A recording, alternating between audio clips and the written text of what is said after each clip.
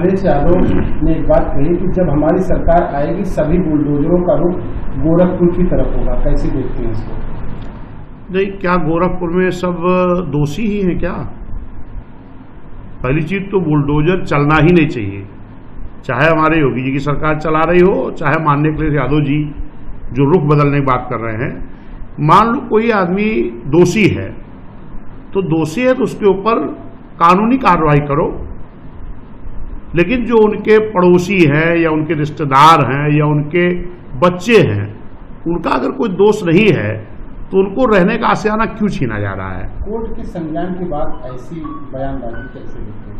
नहीं, supreme court ने भी इस चीज को कहा है कि बिना सुप्रीम कोर्ट के अनुमति के, जैसे मेरा मानना है कि अगर किसी अपराधी ने कुछ जबरदस्ती या गुंडई से किसी की जमीनें हड़पी है या कब्जा किया है या सरकारी जमीनों को कब्जा किया है तो उसमें बुलडोजर चलना चाहिए। लेकिन इस तरीके की अगर कोई अपराधी है तो उसको न्याय के द्वारा उसको सजा मिले, कड़ी से कड़ी सजा मिले। लेकिन अगर उनके बाल बच्चे, परिवार के नाते रिश्तेदार है, आप घर गिरा दे रहे हो, बुलडोजर चला दे, वो कहाँ जाएंगे? इसके लिए सुप्रीम कोर्ट ने भी संज्ञान लिया है। हमारी नेता मान्या बहन जी ने भी कहा है कि बुलडोजर इस तरह नहीं चलना चाहिए, जो मुलजिम है उनको न्याय तरीके से सजा देनी चाहिए। सभी बुलडोजरों का रुख गोरखपुर की तरफ कर रहे हैं, ये गलत है। फिर फर्क क्या रहेगा? कैसे देखते हैं? जो योगी बाबा कर रहे हैं, हमारे माननीय मुख्यमंत्री जी, योगी जी जो कर रहे हैं, ये आप करने की बात कर रहे हो। गोरखपुर की जनता जो है वो सब मुलजिम क्या जो गोरखपुर रुक करोगे?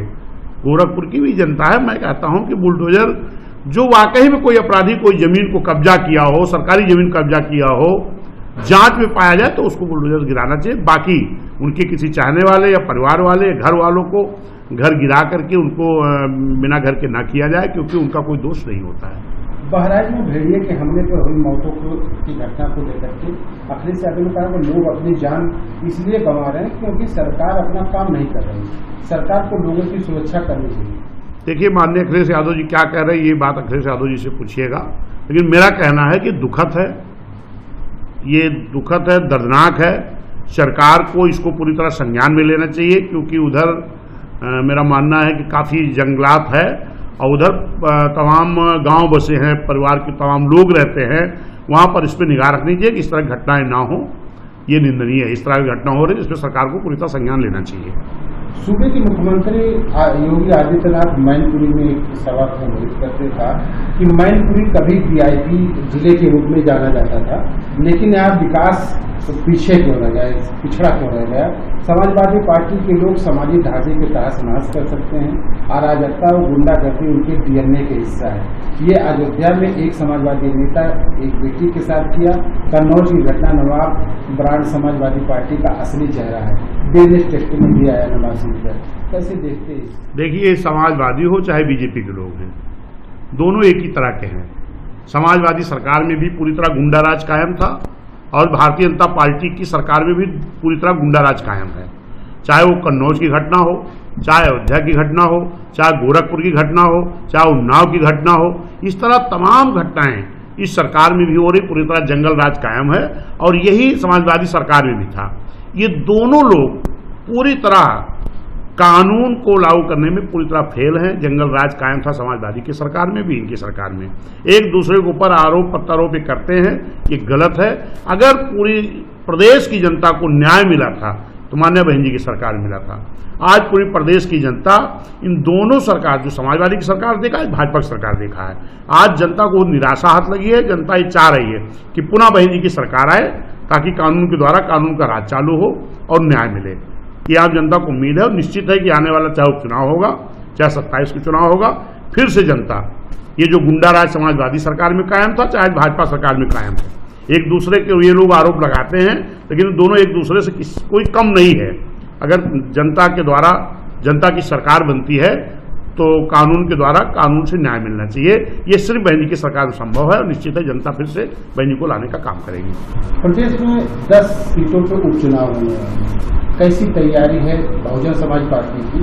और बीजेपी भी लगी, इंडिया गठबंधन भी लगी हुई है, उनको कैसे मात दे पाएगी बहुजन समाज पार्टी? देखिए, इंडिया गठबंधन चाहे इंडिया हो, बहुजन समाज पार्टी के नेता मान्या बहन जी ने हम लोगों को जिस तरीके से अभी 22 में रहा हो चाहे 24 में, जिस तरीके से इंडिया गठबंधन की मिली भगत से इस प्रदेश की जनता को गुमराह करने का काम किया था, इस देश की जनता को, उस चीज़ के लिए माननीय बहन जी ने हम लोगों को कैडर के माध्यम से अपने लोगों के बीच में जाकर के गांव स्तर पर, बूथ स्तर पर अपने लोग समझाना है कि ताकि ये लोग जो एक षड्यंत्र साजिश करते हैं, गुमराह करते हैं, वो ना हो सके।